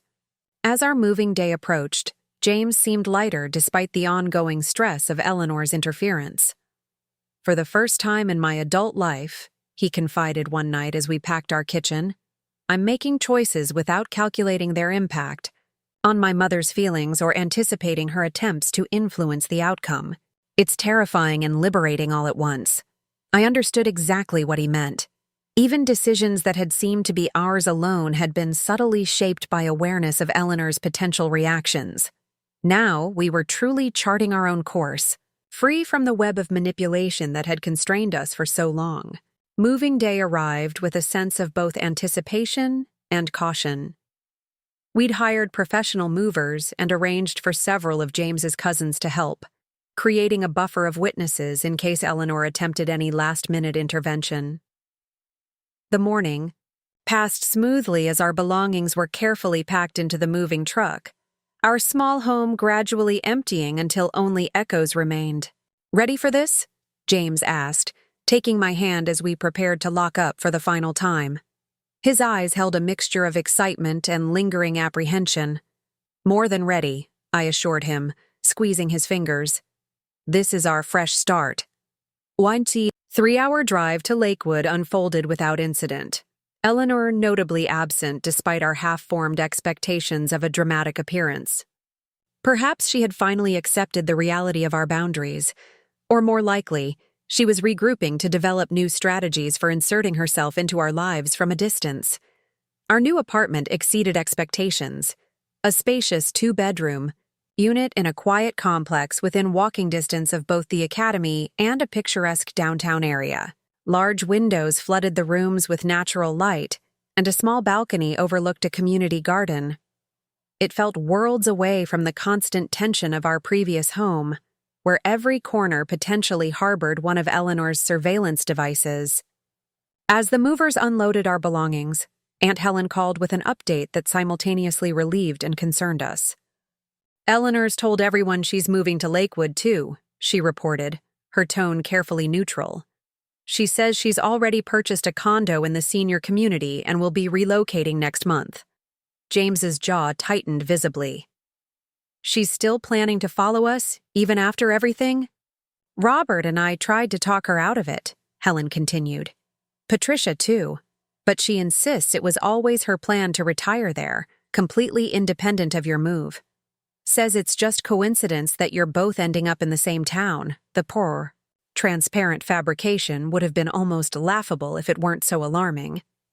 Eleanor was doubling down on her carefully constructed narrative, refusing to acknowledge that her plans had been exposed as manipulation.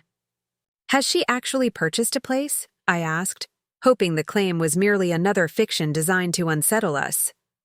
"That's the strange part," Helen replied.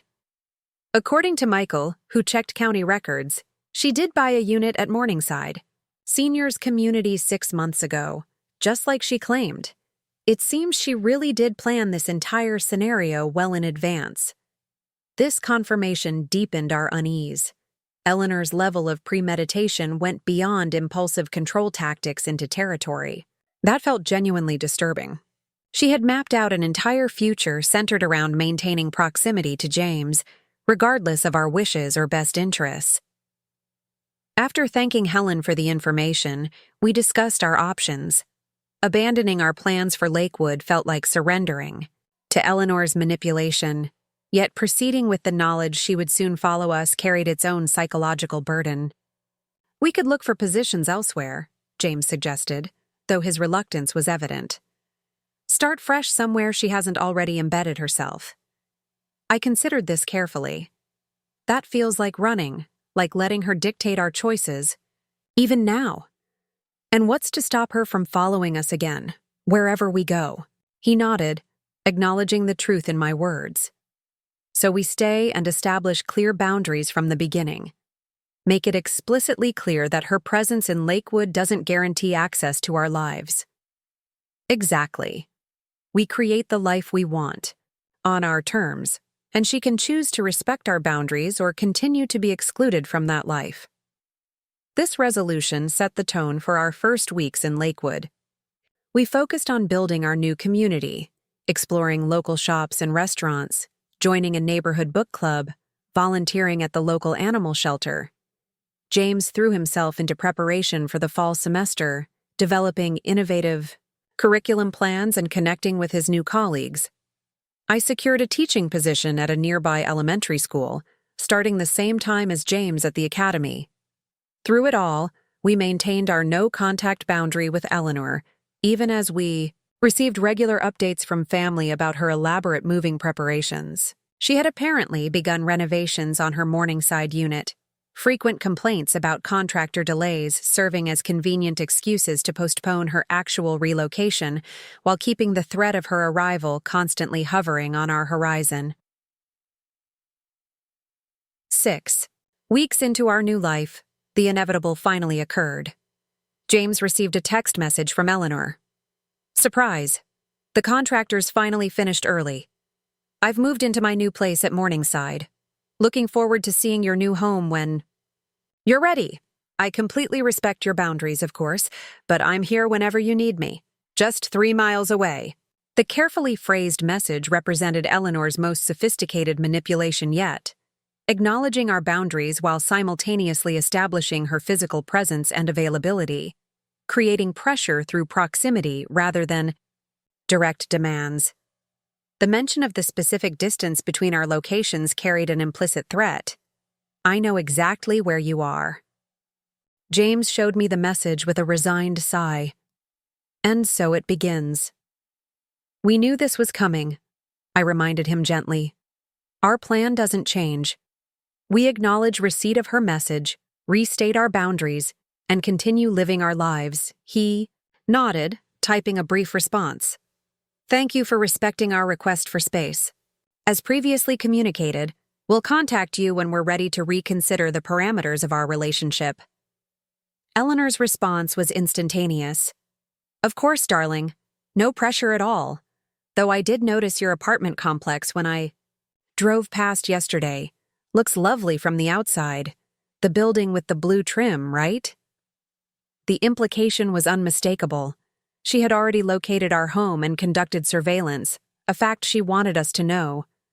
The message served dual purposes, establishing that she could access us despite our boundaries, while framing this invasion as innocent coincidence rather than deliberate stalking. James didn't respond to this provocation, but I could see the toll it was taking. The knowledge that Eleanor was once again monitoring our movements, even from a distance, cast a shadow over the independence we'd begun to establish. "We should document everything," I suggested, creating a dedicated folder on my laptop. Every text, every coincidental sighting, every attempt to circumvent our boundaries. If her behavior escalates, we may need evidence for a restraining order. James winced at the phrase, restraining order, the concept of legal action against his mother clearly painful to contemplate. Yet he nodded in agreement, recognizing the necessity of preparation. The following week brought our first physical encounter. While shopping at the local farmer's market, we rounded a corner to find Eleanor examining tomatoes at a produce stand. She looked up with perfectly feigned surprise, her performance convincing enough that an observer might believe the meeting truly was coincidental. "James! Jessica!" she exclaimed, her voice pitched to carry to nearby shoppers. "What a wonderful surprise! I was just picking up some fresh vegetables for dinner." James tensed beside me, his expression carefully neutral. "Hello, Mom." Eleanor moved toward us, arms outstretched as if for a hug, forcing James to step back and establish physical distance in full view of curious onlookers. Her expression shifted to one of hurt confusion. "I'm respecting your boundaries," she said loudly enough for others to hear, positioning herself as the reasonable party. "I haven't called or visited. I just happened to be shopping at the same time. Surely that's allowed."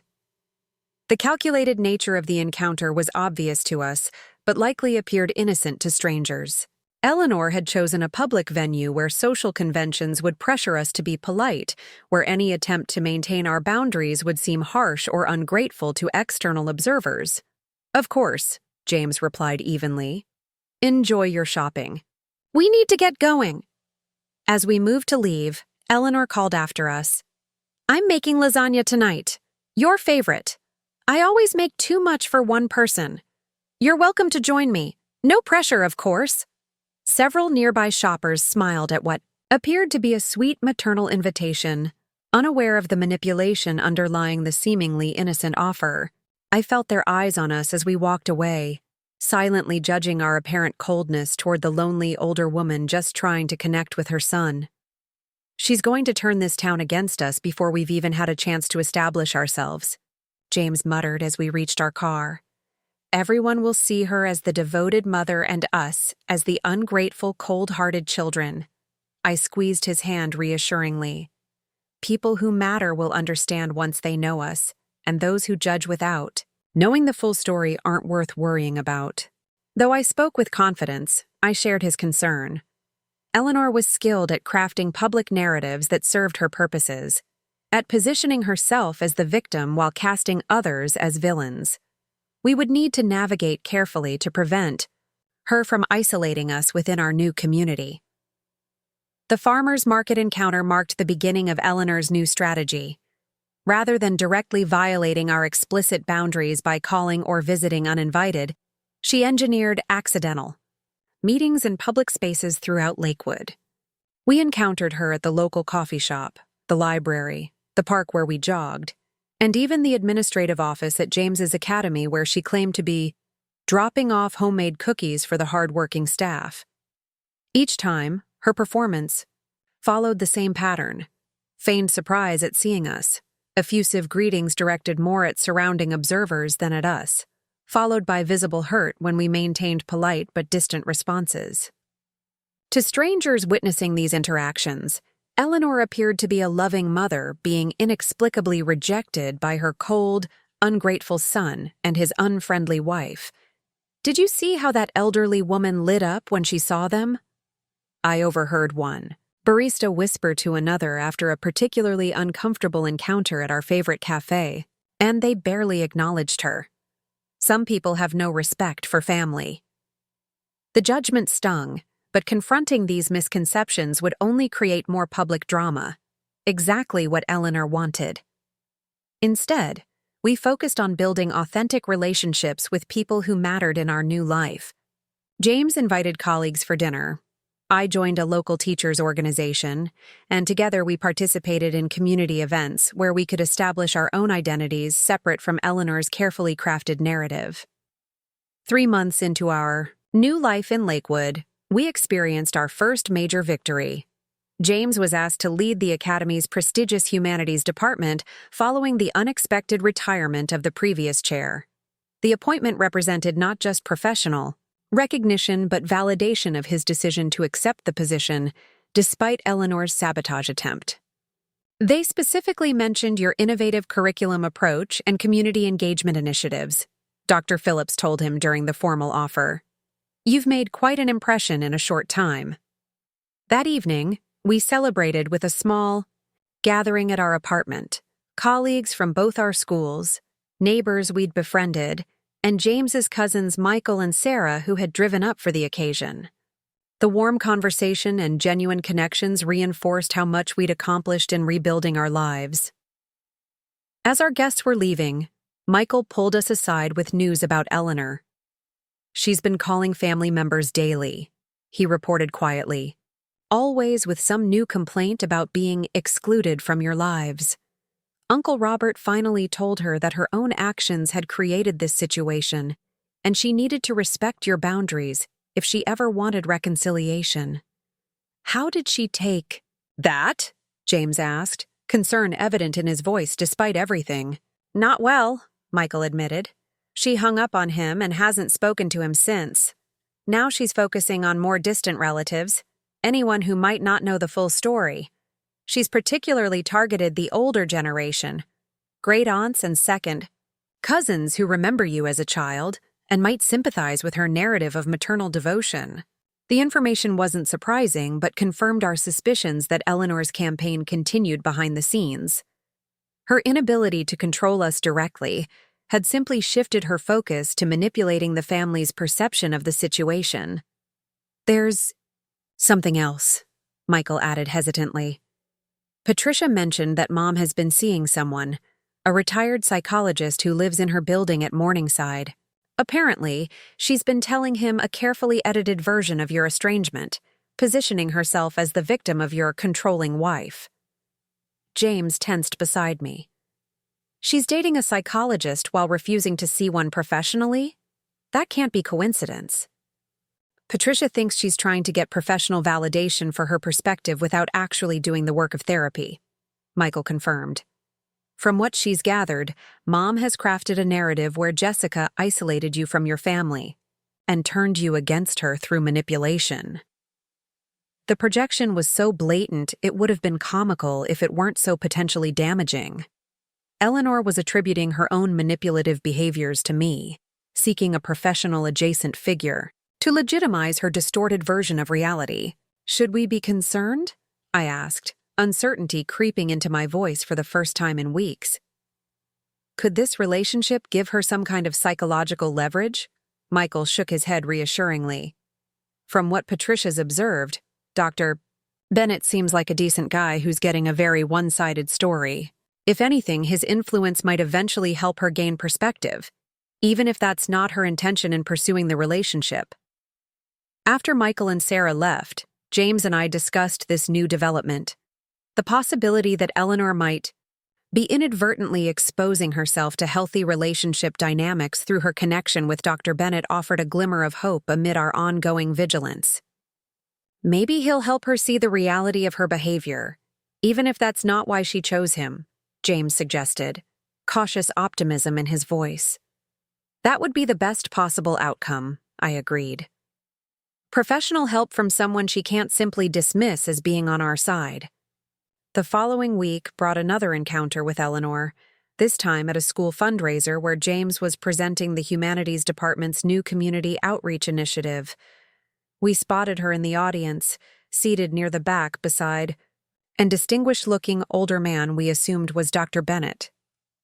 Throughout James's presentation, I noticed Dr. Bennett observing not just the stage, but the dynamic between Eleanor and us. His expression remained neutral, but there was an attentiveness in his gaze that suggested he was gathering information beyond what Eleanor had shared with him. After the presentation concluded, Eleanor predictably made her way toward us, Dr. Bennett following slightly behind. Her greeting was characteristically effusive, designed to be overheard by nearby parents and faculty members. James, darling, what a wonderful presentation. I'm so proud of you, she gushed, reaching as if to embrace him. When James maintained a polite distance, offering a handshake instead, her expression shifted to practiced hurt before she turned to her companion. "Dr. Bennett, this is my son James and his wife Jessica. James, Jessica, this is Dr. Robert Bennett, my dear friend and neighbor at Morningside." Dr. Bennett extended his hand with a warm but assessing smile. "Pleasure to meet you both. Eleanor speaks of you often." "I'm sure she does," James replied evenly, shaking the offered hand. "Though I suspect her accounts might be somewhat selective." Instead of the defensive response I expected, Dr. Bennett's eyes crinkled slightly at the corners. "Most personal narratives are, in my experience. We all construct the stories that make sense of our lives, sometimes at the expense of objective reality." The comment, delivered casually but with clear intention, caused Eleanor to stiffen almost imperceptibly. For the first time since our confrontation months ago, I glimpsed uncertainty in her expression, a momentary crack in her absolute conviction of rightness. "Perhaps we could all have dinner sometime," Dr. Bennett suggested, ignoring Eleanor's subtle signals of discomfort. "I find that shared meals often facilitate understanding between people with complex histories." Before Eleanor could interject, with reasons why such a meeting would be too soon or too stressful, James surprised us all by nodding thoughtfully. "That might be valuable, under the right circumstances. Perhaps in a neutral location with clear parameters." Dr. Bennett nodded approvingly. "Boundaries are essential for healthy interactions. I completely agree." The deliberate use of therapeutic language seemed directed as much at Eleanor as at us. As they departed shortly thereafter, Eleanor looking unusually subdued, James and I exchanged wondering glances. Had we just witnessed the first indication that Eleanor's latest manipulation tactic, dating a psychologist to validate her narrative, might backfire spectacularly? "He knows," I murmured as we watched them leave. "Or at least, he suspects there's much more to the story than what she's told him." "Do you think we should accept that dinner invitation if it comes?" James asked, uncertainty evident in his voice. "It feels like opening a door we've deliberately kept closed." I considered this carefully. Maybe it's worth exploring, with proper boundaries in place. If Dr. Bennett genuinely cares about her, he might be the catalyst she needs to finally seek real help. The unexpected encounter left us cautiously hopeful, for the first time since discovering Eleanor's betrayal. Perhaps her own attempts at manipulation had inadvertently connected her with someone who could help her recognize the toxicity of her behavior. Someone whose insights she might actually hear, given her apparent romantic interest in him. As we drove home that evening, James seemed lighter somehow, as if a burden had shifted slightly. "For so long, I felt responsible for her happiness," he admitted quietly. "Like it was my job to fulfill whatever she needed emotionally. Seeing her with Dr. Bennett tonight made me realize she's a whole person with her own life and choices. Whether she uses this relationship as another manipulation or allows it to help her grow is entirely her decision, not my responsibility." His realization marked an important milestone in his healing journey. Eleanor would always be his mother, but he was no longer defining himself primarily as her son. He was James, educator, husband, colleague, friend, community member, a man with an identity and purpose independent of Eleanor's expectations or manipulations. For the first time since our ordeal began, I felt like we had truly won, not just in escaping Eleanor's control, but in reclaiming our narrative and our future on our own terms.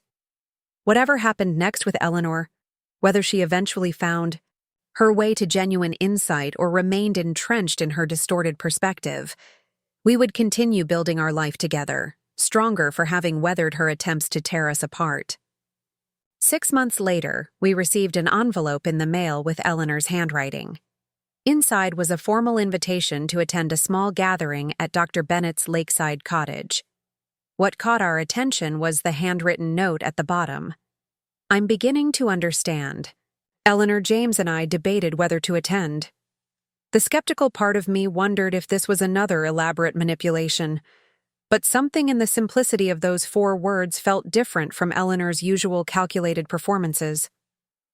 We decided to go with clear boundaries in place. The afternoon of the gathering, we arrived at the charming cottage to find only 5 people present: Eleanor, Dr. Bennett, Aunt Helen, Uncle Robert, and Patricia. No audience for Eleanor's theatrics, just family members who knew the full truth. Eleanor looked different somehow. Still elegant, but the performative quality that had always characterized her presence was diminished. She seemed smaller, more human. "Thank you for coming," she said, her voice lacking its usual dramatic inflection.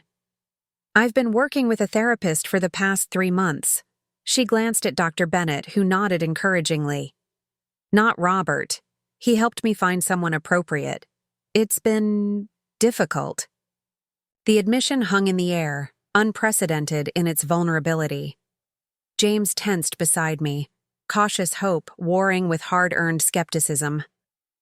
"My therapist suggested this gathering as a first step," Eleanor continued.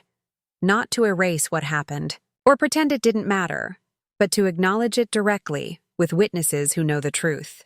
She took a deep breath, hands trembling slightly as she unfolded a piece of paper. "I've prepared something to read, so I don't revert to old patterns or defensive language. What followed was something I never expected to witness, a genuine accountability statement." Eleanor acknowledged specific actions she had taken to control James throughout his life, culminating in the sabotage of his career opportunity. She named the harm caused without qualifications or excuses. Most surprisingly, she directly addressed me. "Jessica, I viewed you as competition for James's attention, rather than the partner who makes him happiest. I tried to undermine your relationship, because I couldn't imagine my son having emotional priorities beyond me.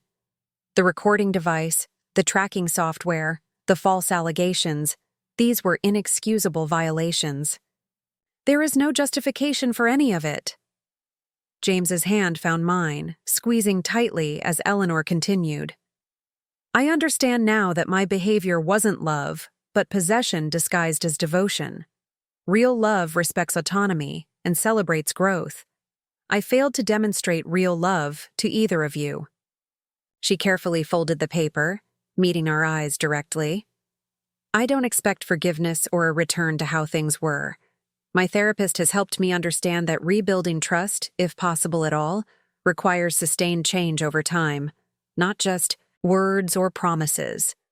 I simply wanted you to know that I'm beginning to see clearly for perhaps the first time." The silence that followed felt different from any silence we'd shared with Eleanor before, not charged with manipulation or unspoken demands, but open, allowing space for authentic response. James spoke first, his voice steady though I could feel his emotion through our joined hands. "Thank you for acknowledging what happened. It means a great deal to hear you take responsibility without justification. This is just the beginning of a very long journey," Dr. Bennett added gently. "Eleanor understands that today doesn't resolve anything, but perhaps it opens a door to the possibility of healthier connection someday." As we drove home afterward, James was quiet, processing the unprecedented experience of hearing his mother take genuine accountability. "Do you think she's really changed?" he finally asked. "I think she's starting to," I replied carefully. "Real transformation takes time and consistent effort, but this feels like an authentic beginning." Whatever the future held with Eleanor, something fundamental had shifted. For the first time, we weren't responding to her manipulations or establishing defenses against her control. We were simply 2 people driving home after a difficult but important conversation, free to decide what relationship we wanted with her moving forward. The power balance had finally, genuinely changed, not through confrontation or exposure, but through Eleanor's own halting steps toward self-awareness. In the end, exposing her lies in front of the family hadn't defeated her.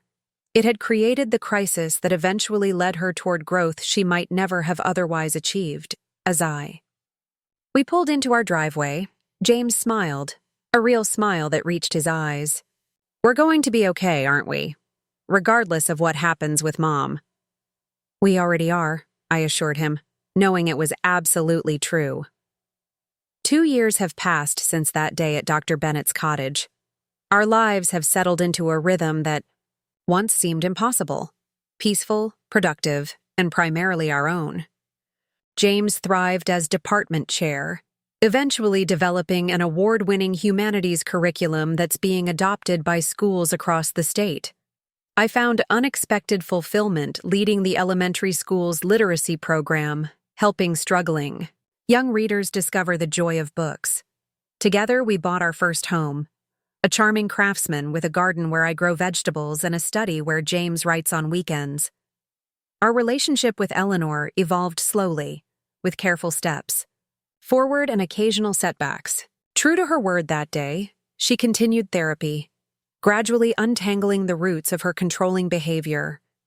The abandonment by her own mother, the trauma of her husband's early death, the fear of irrelevance that drove her desperate need for centrality in James's life. We established cautious contact through monthly lunches in public places, then gradually expanded to occasional dinners at our home, always with clear boundaries and time limits. Eleanor learned to ask before offering advice, to respect our decisions without commentary, to treat me as James's partner rather than her rival. The most significant test came 6 months ago when James received an offer to lead an educational conference in Europe, a 3-week commitment that would take us far beyond Eleanor's geographical reach. In the past, such an opportunity would have triggered her most manipulative tactics. Instead, she surprised us by offering to water our plants and collect our mail while we were away. "You should absolutely accept," she told James, genuine enthusiasm in her voice. "It's a tremendous honor and exactly the kind of innovative work you excel at." When we returned home, our house was exactly as we'd left it. No rearranged furniture, no subtle changes to insert her preferences. Just a welcome home meal in the refrigerator with a note wishing us well. Small victories, perhaps, but meaningful ones that reflect genuine transformation rather than strategic performance. Last month at a family gathering, I overheard Eleanor speaking with Patricia. "I wasted so many years trying to control outcomes instead of simply appreciating the remarkable man James has become," she said quietly. "Jessica isn't the woman I would have chosen for him, but she's absolutely the right woman for who he truly is. I see that now." The words weren't meant for me to hear, which made them all the more powerful. Perfect resolution doesn't exist in real relationships with complicated histories. Eleanor still sometimes slips into old patterns when stressed, still occasionally tests boundaries to see if they'll hold. The difference is that now she recognizes these moments herself, often apologizing before we need to point them out. What began as a nightmare of manipulation and betrayal has transformed into something unexpected. Not the erasure of past harm, but the slow, deliberate construction of something new and healthier in its place. Sometimes the strongest families aren't those that never face conflict, but those who navigate through it toward truth, however painful the journey.